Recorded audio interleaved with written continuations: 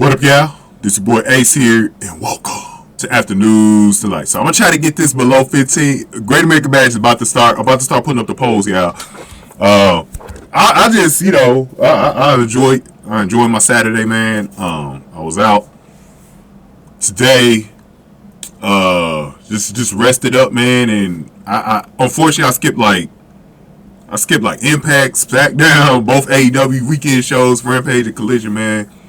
Cause I knew I had to do the Great American Bash, man, and I pay-per-view weekends are tougher for me to really cover everything that I usually cover during the week because they take a day away from my weekend. Usually the pay-per-views do. So, and I have to get those videos up. Like pay-per-views are so premium live videos, they're so important.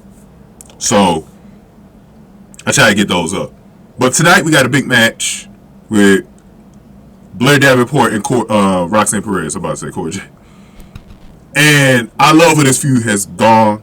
This feud is amazing between Cora Jade. I mean, damn, I did it again. This is why this video is happening, because Roxanne Perez and Cora Jade need to be back together. But we're gonna touch on why they need to be back together. Roxanne Perez and Blair Davenport. They had a great segment this past week. They had the grocery store segment. I went over that video, by the way. Make sure y'all go in my recap if y'all want to hear more about that. And it was in a convenience store in Orlando, and Roxanne was beating the hell out of Blair Davenport and took that girl to the gulags. It's the first time we seen Blair Davenport since she's been back on NXT where we seen her getting her ass whooped like that. So Roxanne is showing that she's taking her character to an edgier level. She's not the good girl gimmick, you know what I mean? And she's gone to a level where she's changing. And while she's still not all the way there yet where she's super believable as that edgy character, she's definitely pulling it off to me. And she's showing me enough where you could turn her heel. And honestly, Cora Jade, when she first turned heel, it took her a while to kind of settle into that role. I didn't think she got real comfortable with it until about the beef that she had with Roxanne going into Halloween Havoc.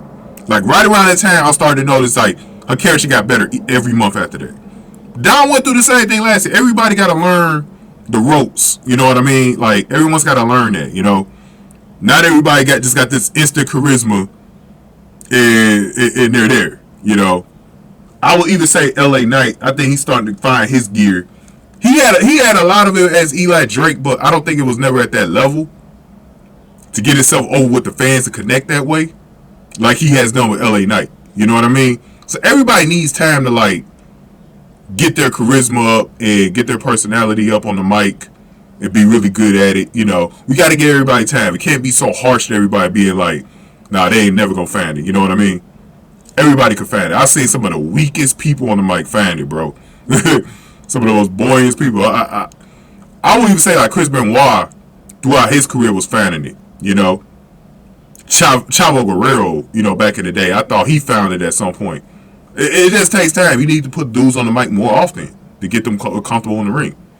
So, Roxanne, to me, she's been a great babyface character. The character that she had, I didn't mind her not being edgy because it was something different and it counters the heels very well. But since they're taking her in this direction, I'm kind of like, man, I'm kind of digging it to the point where, yeah, I wouldn't mind seeing a heel turn. So the story that they need to tell tonight at the Great American Bash, because I'm doing this video before the Great American Bash, by the time you're probably watching this, you already know the result. The story that they need to tell tonight is, now, I love what Booker T did when he gave her the pep talk the week before. She comes out this week, beats the hell out of Blair Davenport at the convenience store. Now, she beat Blair Davenport up before. It was a short backstage segment where I think like Eddie Thorpe was back there, and then he saw something, and we saw that Roxanne attacked Blair real quick. We didn't really see the attack, but they pinpointed like she did get attacked. So then Blair got on the interview with Roxanne and called her a little girl. She been calling her a little girl like every week, talking about she's gonna send her home, you know, because they're in Austin, Texas tonight. She's from Laredo, Texas, which is in West Texas, Southwest Texas, and near the Mexican border. And she said, "You're not far away from home. I know you're gonna have your family and friends there. and I'm going to embarrass you in front of them. So the story that they need to tell tonight, they need to have Blair Davenport win. This is where you need to get Tatum Paxley. This is the perfect time to get Tatum Paxley in there. If you're going to align Tatum Paxley with Blair Davenport, tonight's the night to do it. You can have Tatum Paxley easy come in there, help. Well, it's just an opportunity. You don't have to do it because Blair Davenport is very believable. If she beats Roxanne tonight, she really don't need any help. But if you wanted to go in that direction, you can do that. But that's only if you're still going to pair Tatum with Blair. Something's telling me they nixed that idea and they're going to do something else with Tatum. I will put Tatum in this faction that I'm talking about right now, that I'm about to talk about with Cora Jade and Roxanne Perez. So, like I said, tell the story tonight where Roxanne comes up short. She's going to try to be so edgy tonight with the weapons. It's a weapons wild match. Basically a hardcore match. Another word for a hardcore match. And I think she's going to overdo it, and that's going to be a mistake against Blair, because Blair is calculated and smart. So you're going to tell that story of how Blair is going to take advantage of the eagerness of Roxanne Perez. Roxanne loses, then we get it started. Because I said that, bro, Tuesday has to be a turning point for Cora Jade's character, bro. It's time to get her a faction. Time to start aligning her with people. She's getting lost in the sauce. She's losing matches. She needs help, right? She needs help I know she's like a lone wolf type of heel character, but it's time to get Cora Jade some help. Let's say Roxanne goes to Cora Jade and it's like, I just don't got it. I'm trying to be this good girl. I'm trying to do this or that. And it's just, I lost to Blair Davenport. Cora Jade sees it as an opportunity. Like, Cora Jade's not going to diss her. She sees it as an opportunity to get something that she needs. So, Cora Jade is like, I got a problem with Dana Brooke and Kalani Jordan. Can you help me? Boom. We started the heel turn right there. You know what I mean? We started right there. Roxanne Perez, Tuesday or next Tuesday, whenever they pick this up, starts to become a heel. And you align Roxanne Perez and Cora Jade as heels again. Then, JC Jane. She's having a new problem with Rhea Ripley trying to bully her. Bullying the bully. Because she got Lyra Valkyria coming after her now. And JC Jane is starting to get frustrated that she can't figure out how to beat this bitch, Lyra Valkyria. And she's sick of Rhea Ripley telling Lyra Valkyria to whoop her ass. So then JC Jane sees how Cora Jade and Roxanne Perez might be building something up. She goes over to him and is like, man, I need help with this Rhea Ripley problem. Can y'all help? Boom! 3 people in the faction, just like that. They all need each other. Boom! You know what I mean?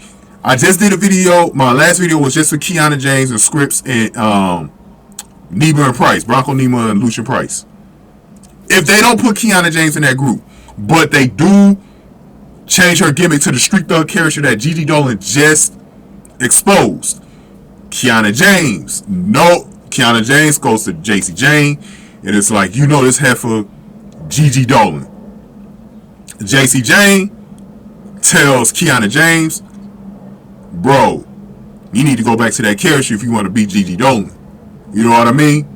And then JC brings out her past, and then Kiana ends up, meeting Cora Jade. Not meeting for the first time, but like meeting Roxanne Perez and Cora Jade, and they all just click. Now you got 4 people in the group. Then at some point you added Tatum Paxley. But now you got a full faction that's ready to battle Rhea Ripley's new Judgment Day extension in NXT. And then somehow Bayley gets her fingerprints on this because Bayley needs help with Shotzi. And she's like, I like the way y'all building this up. I'm for to come into this. And you could also put Dana Brooke in there. I don't know how you'll do it, but we'll go over it in the future. But I think you could if you play your cards right, I think you could put Dana Brooke in there. And this could be like a 6 or 7 woman faction. Cora Jade, JC Jane, Roxanne Perez as the leaders. Kiana James probably be up there as well. And it could be one of those groups where it's not a de facto leader at the top, but like they all need each other. It's a group that formed because they all are heels struggling. Well, Roxanne wasn't a heel yet, but they're all struggling against their long-time opponents, and they need to change. So it's like a help business type of faction. You know what I mean? Now they all getting what they want, and now Rhea's got a problem because this group is forming, and we start getting a power struggle, right? We get a power struggle now, because now we got a cool ass faction. We got Cora Jade, we got Roxanne Perez, who could dress like Cora Jade. Then we got well, actually, you know what? I like the way I like the way Roxanne Perez dresses now. I don't think you need to change that. You got Kiana James, JC Jane, maybe Tatum Paxley, and you go from there. Maybe Dana Brooke turns on Kalani James, then Danny Palmer helps Kalani Jordan get away from Dana Brooke, and they become a tag team. Dog, this would be great. This would be great. Just to see Roxanne Perez with Cora Jade will be magical. And to get them back together this time as heels, they both need each other, and they become friends again. But the thing is that you could do this like this shit with Cora Jade. With Cora Jade is like, you're my bitch now, you know.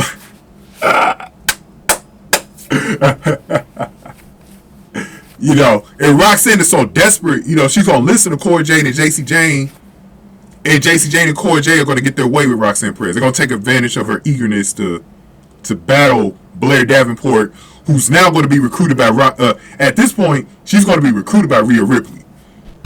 She's going to be recruited by Rhea Ripley to be in Judgment Day, the NXT version of Judgment Day with Lyra Valkyria, and then Blair Davenport can help lead it.